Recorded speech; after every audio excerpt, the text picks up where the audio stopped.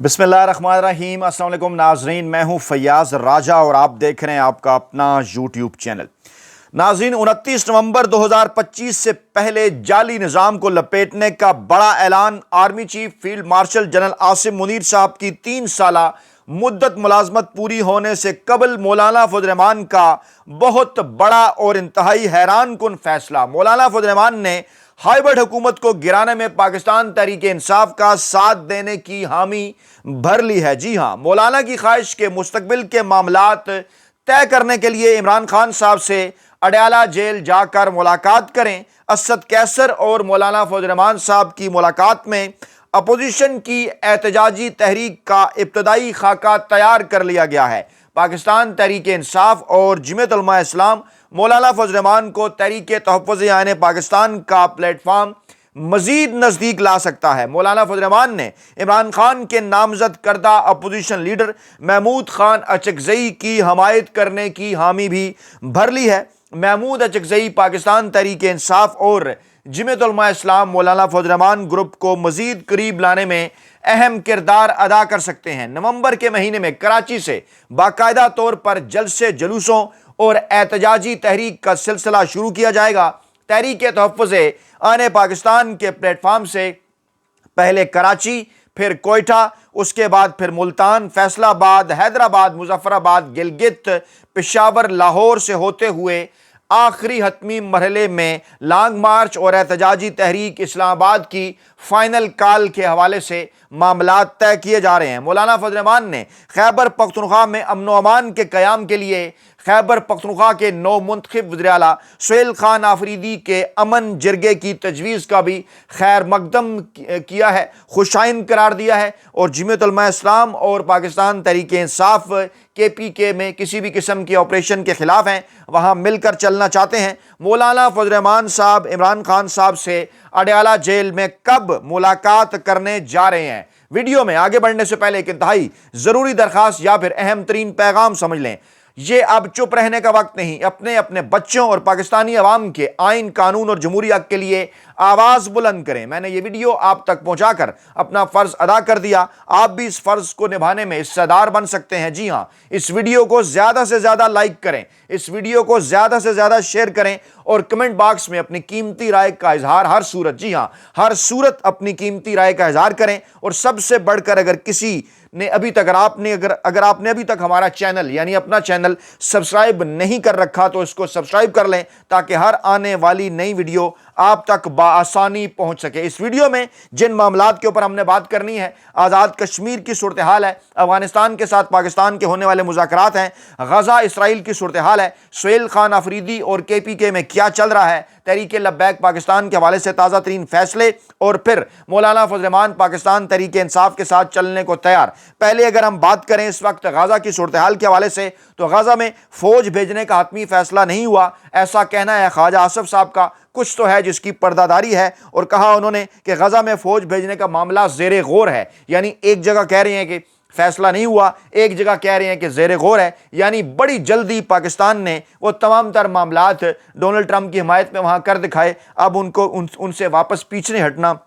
بڑا مشکل نظر آ رہا ہے۔ اور اس کے ساتھ کیا ہوا، ٹرمپ کی جانب سے شہباز شریف صاحب اور فیلڈ مارشل صاحب کی مسلسل تعریفیں کرنے کا جو عمل ہے وہ جاری ہے۔ کیا بڑے مقاصد ہیں اس کے پیچھے، آپ اچھی طرح سے جانتے ہیں۔ پاکستان نے غزہ میں اسرائیلی حملوں کی مذمت کی ہے۔ ایک بار پھر ہم صرف اس مذمت تک ہی خود کو محدود رکھ سکتے ہیں، کیونکہ اس سے پہلے جلدی جس قسم کی خارجہ پالیسی ہم نے چینج کی وہ آپ کے سامنے ہے۔ افغان مذاکرات کے حوالے سے خواجہ آصف صاحب کی بڑی سٹیٹمنٹ کہ طالبان کو غاروں میں دھکیلنے کی صلاحیت رکھتے ہیں، اور 5 سے 6 بار معاہدہ ہو چکا تھا۔ کابل کی جانب سے ہدایات کے بعد افغان وفد جو ہے وہ پیچھے ہٹ گیا۔ بھارت جو ہے، دلی جو ہے وہ کابل میں اپنا کھیل کھیل رہا ہے۔ سوال تو لیکن یہ اٹھایا جانا چاہیے کہ تصویراتی گہرائی کہاں پہ ہے، جس کا کوئی 50 سالوں سے ہم سن رہے ہیں کہ افغانستان پاکستان کا 5واں صوبہ ہے اور بڑی تصویراتی گہرائی ہے، اور اب مذاکرات کی ناکامی کے بعد ایک بار پھر خواجہ آصف کہہ رہے ہیں کہ ہم جناب ان کو غاروں میں دھکیلنے کی جو صلاحیت ہے وہ رکھتے ہیں۔ کیا اس قسم کے بیانات سے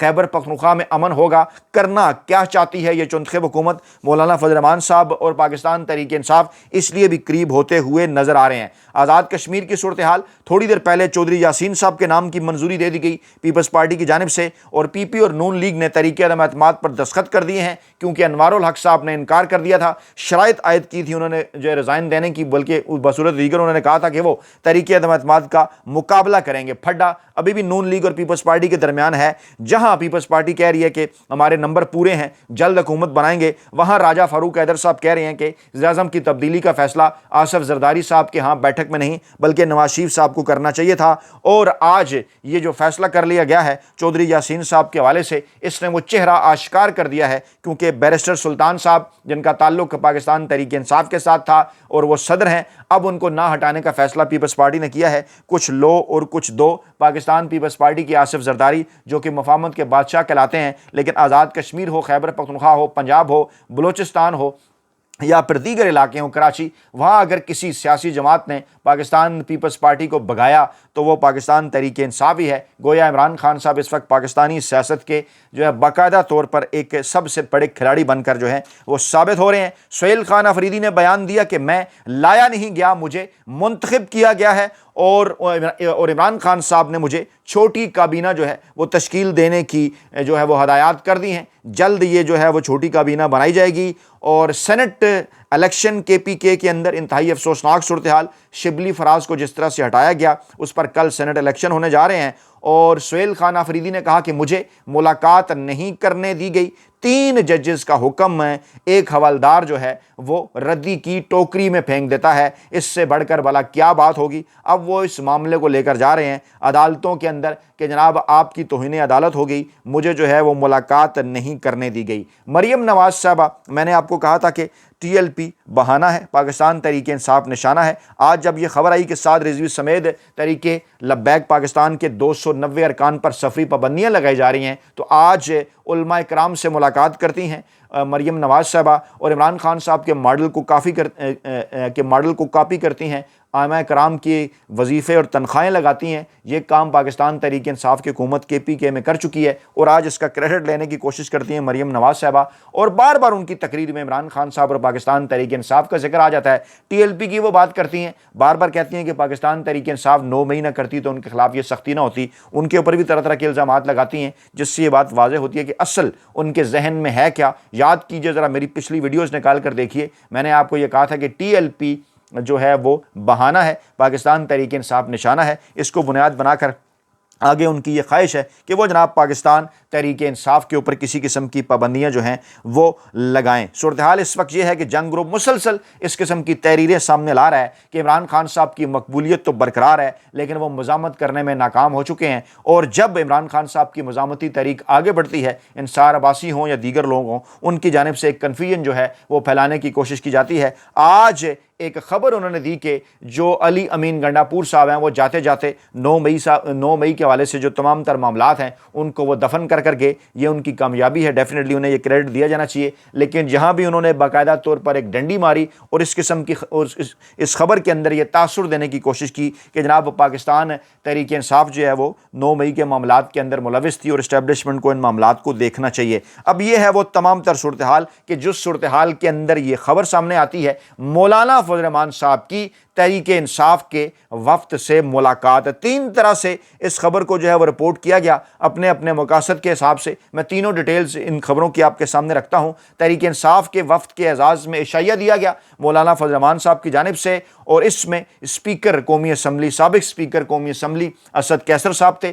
کے پی کے میں پاکستان تحریک انصاف کے صوبائی صدر جنید اکبر تھے، اور شہرام ترکئی تھے اس کے اندر، جبکہ جے یو آئی کے وفد میں مولانا فضل الرحمان صاحب تو تھے ہی، ان کے ساتھ مولانا صلاح الدین ایوبی تھے، جلال الدین ایڈوکیٹ تھے، اور مولانا اسجد محمود جو کہ مولانا صاحب کے صاحبزادے ہیں وہ بھی شامل تھے۔ خبر جناب یہ باہر آئی کہ اس ملاقات کے دوران جو ہے وہ رہنماؤں میں موجودہ ملکی سیاسی اور خطے کی صورتحال کے اوپر بات چیت ہوئی، اور پاکستان تحریک انصاف کے وفد نے مولانا فضل الرحمان سے خیبر پختونخوا میں امن و امان سے متعلق قومی جرگے کے انعقاد کی تجویز کے اوپر مشاورت کی۔ جے یو آئی کی جانب سے جو اعلامیہ جاری کیا گیا اس کے مطابق مولانا فضل الرحمان کی جانب سے قومی جرگے کی تجویز کا خیر مقدم کیا گیا ہے، اور اعلامیے کے مطابق محمود خان اچکزئی کی بطور اپوزیشن لیڈر نامزدگی پر اتفاق کیا گیا ہے۔ ہے, یہ ایک بہت بڑی ڈیولپمنٹ ہے. کپتان کے فیصلے پر مولانا فضل الرحمان صاحب کی جانب سے لبیک کہا گیا ہے. کپتان کا فیصلہ مولانا فضل الرحمان صاحب نے قبول کرتے ہوئے انہیں کپتان مان لیا ہے. اور محمود خان اچکزئی, جن کے متعلق کل بھی عمران خان صاحب نے پوچھا کہ ابھی تک ان کا جو ہے وہ نوٹیفیکیشن بطور اپوزیشن لیڈر قومی اسمبلی کے وہ جاری کیوں نہیں کیا گیا, اس کے راستے میں رکاوٹیں پیدا کرنے کی کوشش کی جا رہی تھی. بلاول بھٹو زرداری صاحب نے مولانا فضل الرحمان صاحب کے ساتھ ملاقات کی تھی, ان کو آفر کرنے کی کوشش کی تھی کہ ہم آپ کا ساتھ دیتے ہیں, آپ اپوزیشن لیڈر بن جائیں. یعنی کچھ شرم ہوتی ہے, کچھ حیا ہوتی ہے. پیپلز پارٹی کا جو کردار ہے وہ کھل کر آ رہا ہے سامنے, اور جہاں اب مولانا فضل الرحمان صاحب یہ کہہ رہے ہیں کہ محمود خان اچکزئی کے بطور اپوزیشن لیڈر نامزدگی پر میں اتفاق کرتا ہوں. پی ٹی آئی کے وفد نے مولانا فضل الرحمان سے پارلیمان میں اپوزیشن کو متحد کرنے کے لیے کردار ادا کرنے کی بھی اپیل کی ہے, اور ساتھ ساتھ انہوں نے کے پی اسمبلی میں سینٹ کی خالی نشست پر جے یو آئی سے تعاون کی درخواست بھی کی ہے. اچھا, اب دوسرا اینگل اس خبر کا ذرائع کے حوالے سے یہ دعویٰ کیا جا رہا ہے کہ مولانا فضل الرحمان صاحب نے پاکستان تحریک انصاف کے ساتھ چلنے کی حامی بھر لی ہے, اور انہوں نے یہ یقین دہانی کرا دی ہے کہ وہ نہ صرف اسمبلی کے اندر بلکہ وہ اسمبلی کے باہر بھی گرینڈ اپوزیشن کا ساتھ دیں گے. اور اسمبلی کے اندر ساتھ دینے سے کیا مراد ہے کہ وہ محمود خان اچکزئی کو بطور اپوزیشن لیڈر منتخب کروانے میں ووٹ بھی دیں گے انہیں جے یو آئی کی جانب سے, اور اس کے ساتھ بھی ہیں وہ. اور مولانا نے گرینڈ جرگے میں آنے کی دعوت بھی قبول کر لی ہے, اور ساتھ ہی ساتھ انہوں نے اس کا خیر مقدم بھی کیا ہے, اور انہوں نے کہا کہ ملک کے وسیع تر مفاد میں تمام اپوزیشن جماعتوں کو ایک پلیٹ فارم کے اوپر جو ہے وہ لانا ہوگا, تمام تر سیاسی اختلافات سے بالا تر ہو کر اپوزیشن کے درمیان یہ مفاہمت جو ہے وہ لانا ہوگی, کرنا ہوگی. اب اس حوالے سے جو تیسری ڈیولپمنٹ اور تیسرا اینگل سامنے آیا ہے, جو ہے وہ دیگر کئی اخبارات اور میڈیا گروپس نے رپورٹ کیا ہے, ہمارے ذرائع بھی یہ دعویٰ کر رہے ہیں کہ پاکستان تحریک انصاف کے وفد سے ملاقات میں مولانا فضل الرحمان صاحب نہ صرف محمود خان اچکزئی صاحب کی حمایت پر جو ہے وہ رضامند ہو گئے ہیں, بلکہ آگے چل کر انہوں نے تحریک تحفظ آئین پاکستان, جس کا سب سے بڑا پارٹ ہے پاکستان تحریک انصاف, جس میں پی ٹی آئی سمیت 6 جماعتیں شامل ہیں, اس کے حوالے سے بھی انہوں نے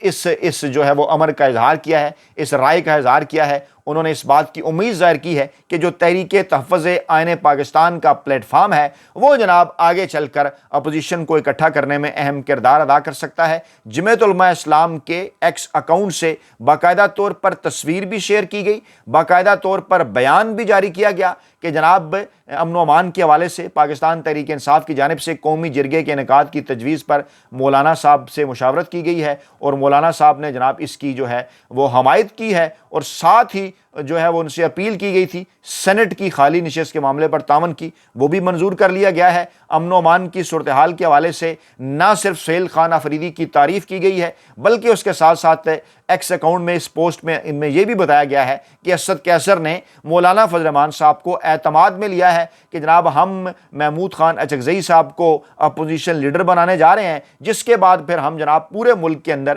نومبر کے مہینے سے ہم عوامی جو